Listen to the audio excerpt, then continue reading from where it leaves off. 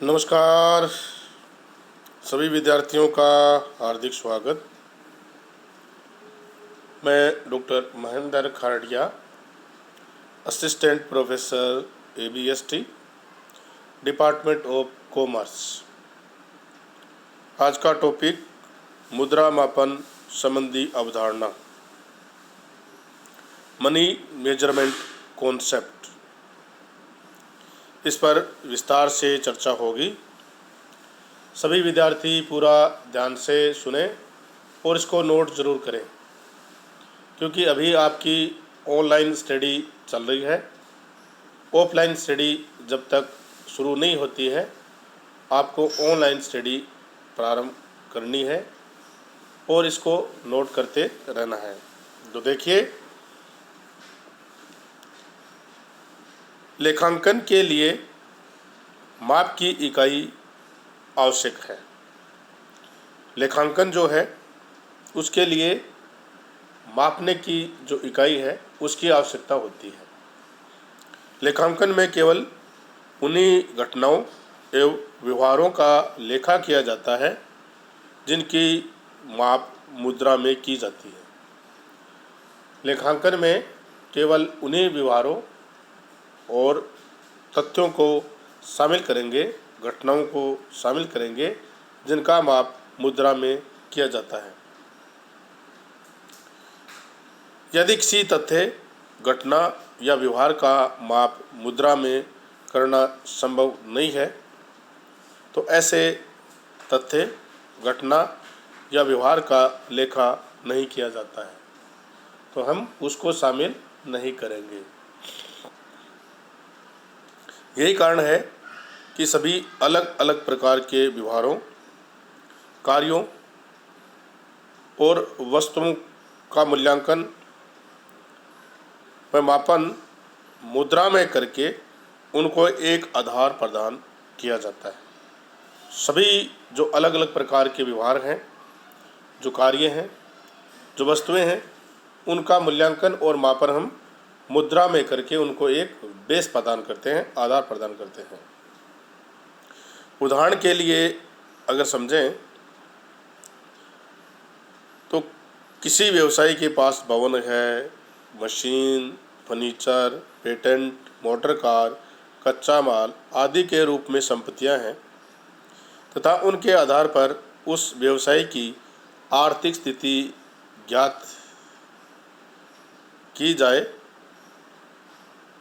तो ऐसी स्थिति में इन समस्त संपत्तियों को मुद्रा के मूल्य में आंका जाएगा और उनके मौद्रिक मूल्य के आधार पर उनकी आर्थिक स्थिति है उसको व्यक्त किया जाएगा। व्यवसाय से संबंधित जिन घटनाओं की माप मुद्रा में नहीं की जा सकती, उनका न तो लेखा किया जाता है और न ही उनको व्यवसाय से संबंधित प्रतिवेदन में शामिल किया जाता है। इसको उदाहरण के रूप में अगर समझें, जैसे किसी योग्य कुशल प्रबंधक के जाने से संस्था को होने वाली हानि, जैसे कोई मैनेजर है वो संस्था को छोड़कर चला जाता है, तो उसको होने वाली हानि का लेखा नहीं किया जाता। इस हानि को हम मुद्रा में मापना हमारे लिए कठिन है।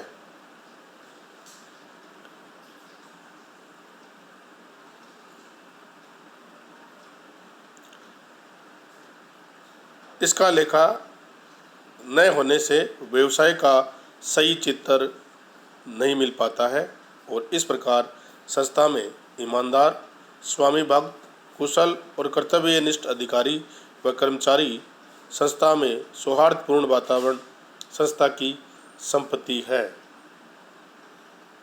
संस्था की संपत्ति है। जिनका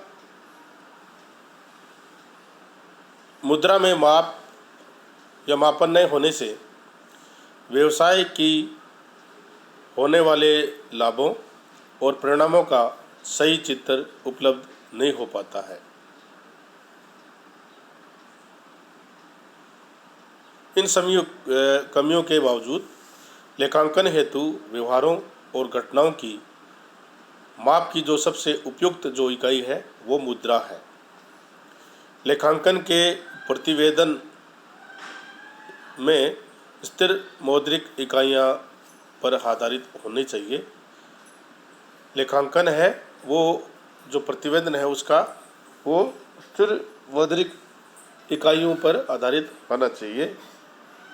यदि ऐसे लेके अस्थिर मौद्रिक इकाइयों पर आधारित होंगे तो वह न तो वास्तविक होंगे और न ही वो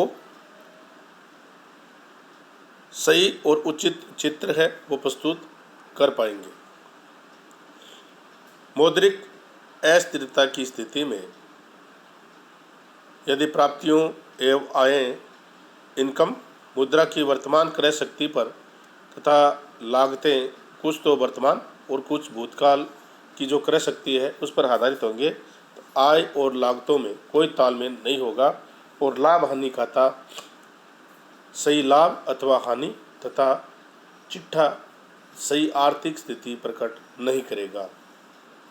अगर हम मुद्रा का मापन स्थिर इकाई पर नहीं करेंगे और अस्थिर इकाई पर करेंगे तो जो मुद्रा है उसकी जो क्रय शक्ति है उसमें आय और व्यय का जो तालमेल है वो तालमेल नहीं होगा और हम लाभ हानि खाते द्वारा जो लाभ या हानि ज्ञात करते हैं उसका चित्र और बैलेंस शीट के द्वारा व्यवसाय की जो आर्थिक स्थिति है उसको ज्ञात करते हैं तो वो चित्र आपको सही नहीं मिल पाएगा और व्यवसाय की जो स्थिति है उसका मूल्यांकन हम सही तरीके से नहीं कर पाएंगे।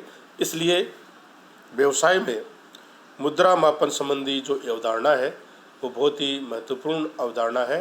सभी इसको फॉलो करते हैं और इसी के आधार पर संपत्तियों को आय और व्यय को और जो ट्रांजैक्शन हम करते हैं उनका मुद्रा में माप होना ज़रूरी है, तभी हम इसको इसमें शामिल करते हैं।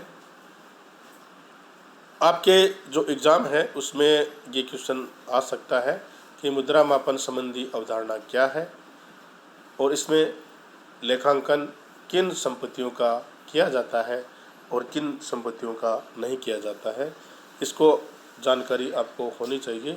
आप सभी विद्यार्थियों का बहुत बहुत धन्यवाद। थैंक यू, बहुत बहुत धन्यवाद। Thank you.